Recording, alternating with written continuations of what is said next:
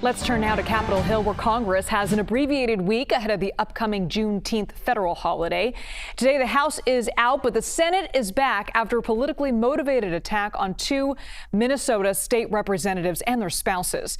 Our team took a look at the political violence over the last 5 years, and here's what we found. On January 6, 2021, an attack on the Capitol. On October of 2022, Paul Pelosi, the husband of then House Speaker Nancy Pelosi, was attacked inside his home. Then in July of 2024, the attempted assassination on then candidate Trump. In September, another assassination attempt on then candidate Trump. And in April of this year, an arson attack at the home of Pennsylvania Governor Josh Shapiro. And last month, an attack at an Israeli embassy that killed 2 staffers. Earlier this month, an attack at an Israeli hostage march in Boulder, Colorado.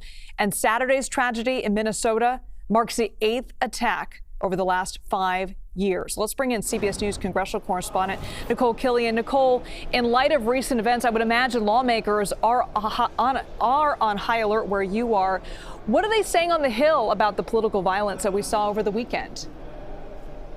Well, obviously, there's a lot of shock in terms of what happened and certainly concern, when it comes to member security and safety. We certainly know that over the last several years, threats against congressional lawmakers in particular have gone up substantially. I think at last count, the U.S. Capitol Police investigated more than 9,400 threats against congressional lawmakers last year, and that's about the highest level we've seen since shortly after January 6, 2021. So from that standpoint, there is a lot of concern. We do expect some briefings to take place on Capitol Hill this week to brief members on security. But at the same time, again, just a lot of shock, certainly condolences for the people of Minnesota. We saw the Minnesota delegation, for instance, issue a bipartisan statement over the weekend condemning the killings. And Nikole, we're learning some of the other names who were on the suspects' target list.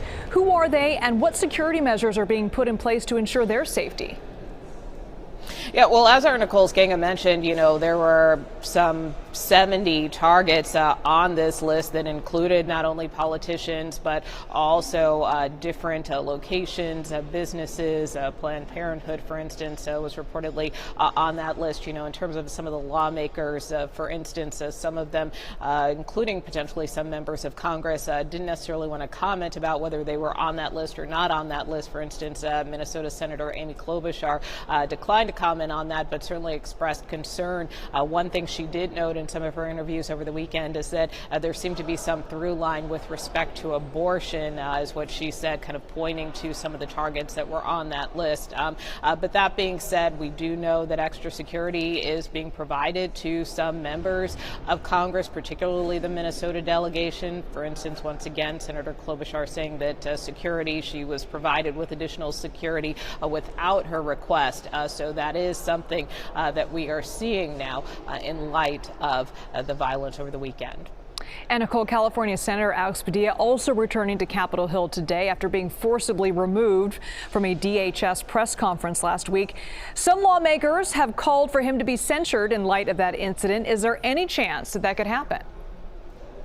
Yeah, well, that actually was House Speaker Mike Johnson who told me last week that he thought that Padilla's behavior rose to the potential level of censure, although he is obviously in the House and Senator Padilla is in the Senate. So whether or not Senate Majority Leader John Thune will pursue that course of action remains to be seen. Certainly we have seen senators on both sides of the aisle, at least in the Senate, express concern over what happened there. And certainly Senator Padilla, for his part, has explained that he simply was trying to ask a question of the Homeland Security Secretary when he was detained and forced to the ground. Take a listen to what he told our Margaret Brennan on Face the Nation Sunday. I also want to be clear about this, because when I had the audacity to try to ask a question as a senator of a cabinet secretary, that's what happened. And you saw the response, everybody's seen the video. It wasn't about me. Right? If that's how this administration responds to a senator with a question, don't just imagine what they're capable of, but what they are doing when the cameras are not there to people without a title like United States Senator, that cruel, disrespectful treatment of so many people who deserve much better.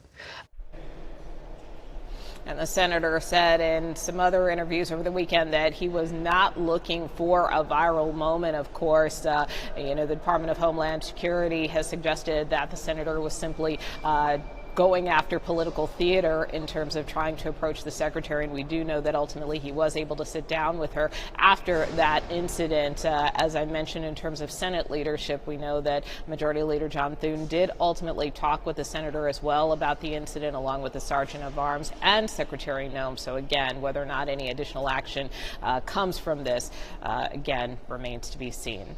Elizabeth. CBS News congressional correspondent Nikole Killion. Thanks so much, Nikole.